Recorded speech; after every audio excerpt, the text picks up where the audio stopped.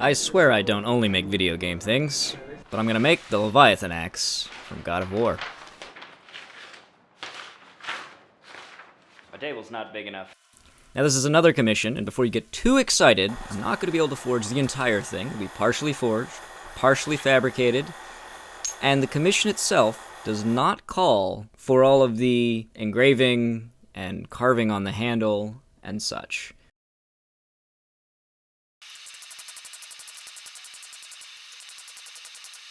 What I'm working with here is actually a piece of mild steel, and originally I was planning on just doing the whole thing as stock removal. It was a ½ inch thick, and as I got to laying that out, I looked at it and said, I don't want to do that much grinding. I really don't. This would be way faster and more interesting to do with hot work.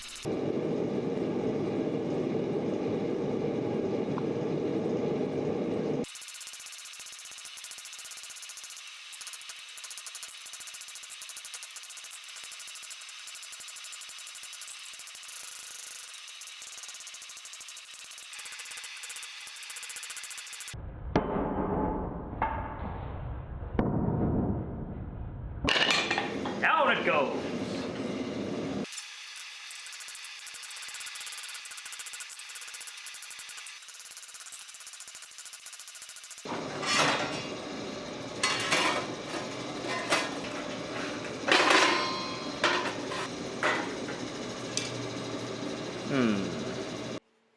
But it was very important to really aggressively spread that steel, and you can see here all the markings and deep impressions I was making alternately with the cross-peen hammer or the rounding hammer. Now, I don't have a proper rounding hammer, it's just a rounded face I put on a small hammer, but it does a good job. I haven't shown exactly every clip here either. I want you to be able to sort of see the progression, and there's some shots that honestly just don't come out very well. Having the sun come across from the back really actually helps, I think, in a lot of these shots. That extra little bit of contrast really brings out the detail of what's happening. I'd love to put the camera closer, but I was worried about keeping things in frame and hitting the camera. Get a better zoom lens, that'll help. I stopped part way there to make that flatter. It works well enough. I don't think I got it quite hard enough in the center, but it's fine. And it really helped a lot. You'll note I continued to shape after flattening it. The idea there is I didn't want it to get away from me. I didn't want to put deep gouges in it or anything, so I periodically was flattening it and straightening it to make sure it was still nicely in line before going aggressive again and spreading it out. Pulling that bottom part of the beard around was a large part of the effort. It really is a very large axe blade. Now, as I said, it's mild steel, so it won't be able to hold an edge. This isn't intended, it wasn't commissioned as a fully working replica. And I might just leave it that way. We'll see. But that's for another day. I've got this really close now. Having the template laid out on that saw blade really helps a lot because obviously letting it cool down is a waste of time. And with that, that's the main blade forged up.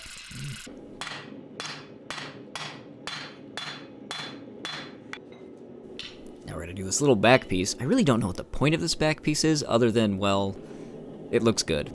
It balances out the design. I'm pretty sure that's why it's there. Don't know. It's not a hammer, it's just another smaller blade.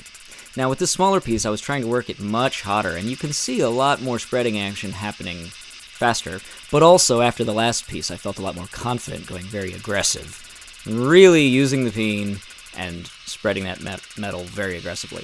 Since it started out rectangular, I had to do a lot of work to pull down that teeny beard, I guess that goatee, and then square off the bottom of it.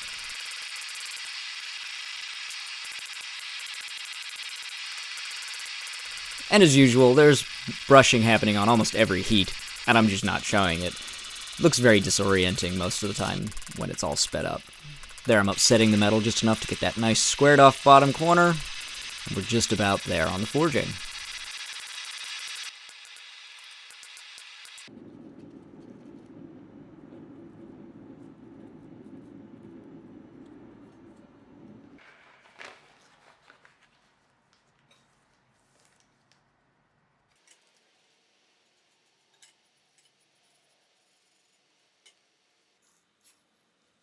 By the way, this template was the one provided by Odin over at Odin Makes. Thank you so much for making that available. You can just grab it and print it out. I had to change the DPI to 300 DPI so it would print at the right size, but that may just be my computer.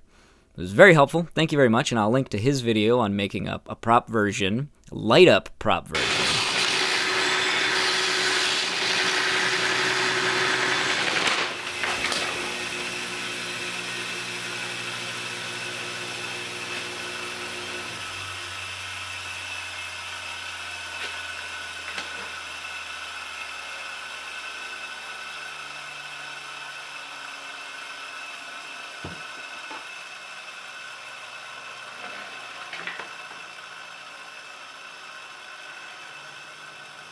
And that bottom wheel is still spinning. Man, that just made my heart stop for a second there. Upon reviewing the footage, I noticed that I wasn't actually touching it when it broke. You might have noticed how that bottom belt was flapping a whole lot. Well, there was an issue with my belt grinder. The drive wheel was no longer centered. Fixed it later, though. So I used the angle grinder, and then later, again, the belt grinder got those all cleaned up, more or less. And time to move on to the eye and the other embellishments, such as the languettes and such.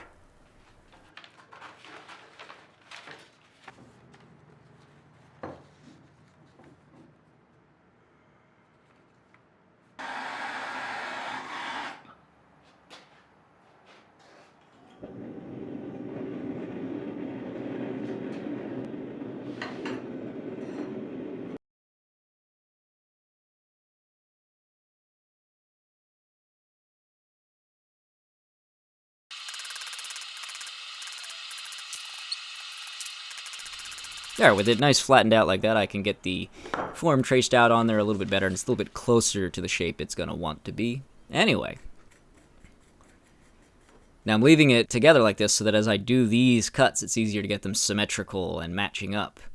And then I'm going to cut it apart, knowing that those shapes will now stay together, sort of stay aligned better for when I reattach them.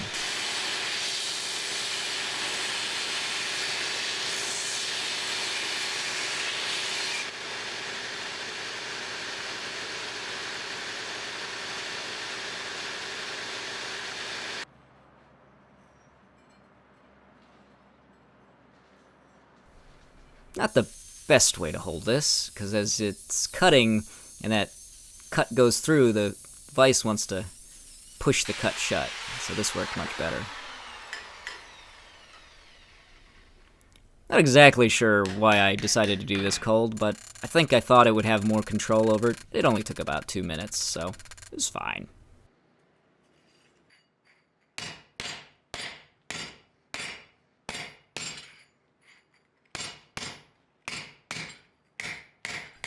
Now, I'm doing this as a layered construction because there's that sort of semicircular cutouts in the center of the eye, I guess, what would otherwise be the lips, I suppose, of the hammer. Anyway, but by doing it that way, I don't have to cut deeply into the metal. I don't have to try to forge that shape in.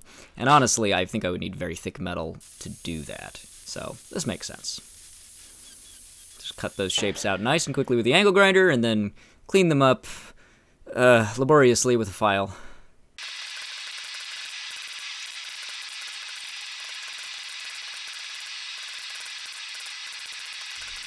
Now the languettes were a little short, so I rounded out the corners not by stock removal, but by drawing them out and rounding them over, which is nice. And then I need to mark the centers of these holes.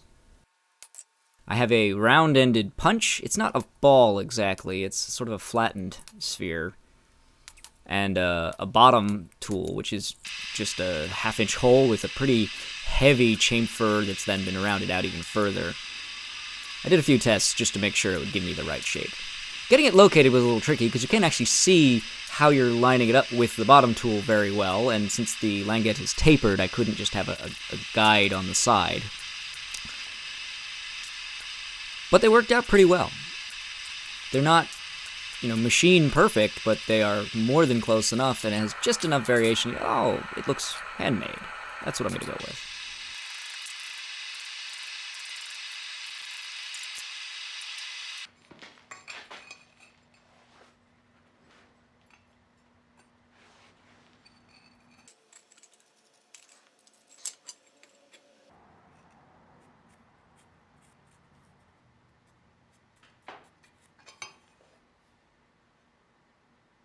And now I'm going to cut in these triangle shapes that are on top.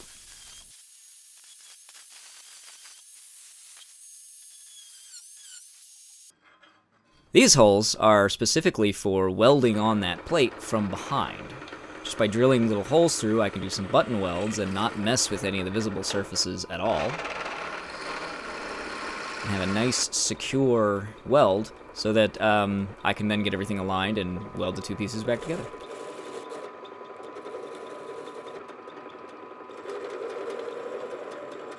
I could have just welded it on either side, but I wanted something in the middle to stop it from ever wanting to deform, or I don't know. It seemed like a good idea at the time. I stand by it.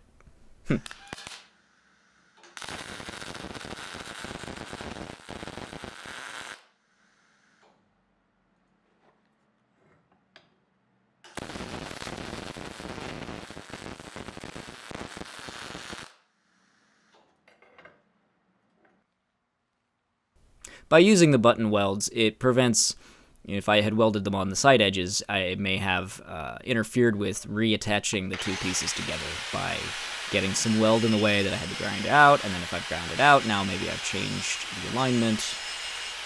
That was the theory. It worked out all right.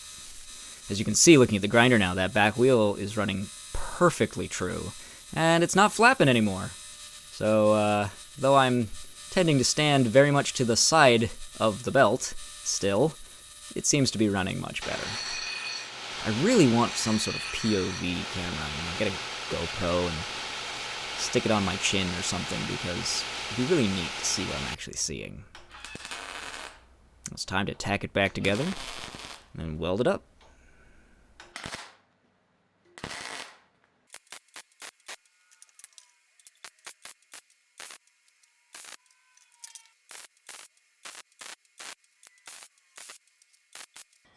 Right now, there's a button weld in the back of each one of these holding that plate on, which is good enough. I also want to make sure that they touch. There we go. You can see there's a little gap there and there. Not much.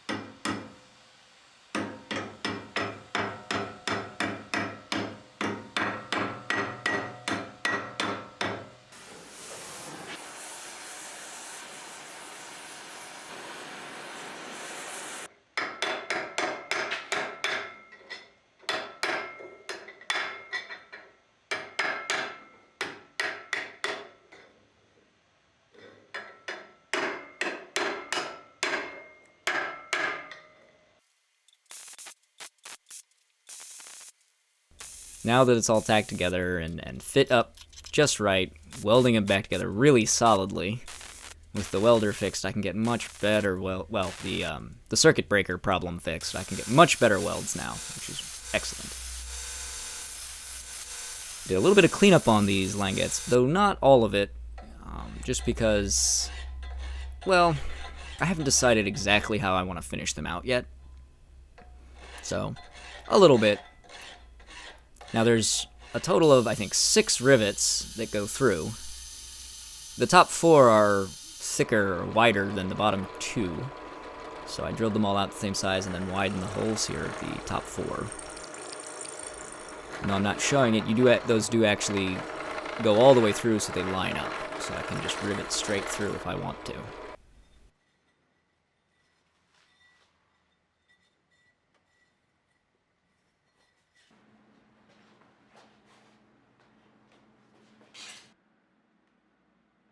This was the most difficult part, the part I was most worried about, is having everything all in separate pieces and now putting it together planar. Planar, straight, square, and true, whatever you want to call it, all properly aligned. I may have not shown the 6 attempts at getting it aligned correctly with the very first weld. Just put a tack on, look at it, nope, break it and re-weld it until it's just right. Because if the first one's off, good luck. But once the first one's on and you can tap it just in the right place, the next one's way easier, and from there on, you're golden. Now, these are not pretty welds, but they're very solid. Very deep welds, very thick welds, so that I can grind in a nice curve here and feather out the connection between the two. This worked out very well. There are a few tiny spots on the bottom that I need to go back and add just a little bit of weld, but I'm actually very pleased. I thought I was going to find lots of inclusions, possibly porosity as I ground through these, but none at all.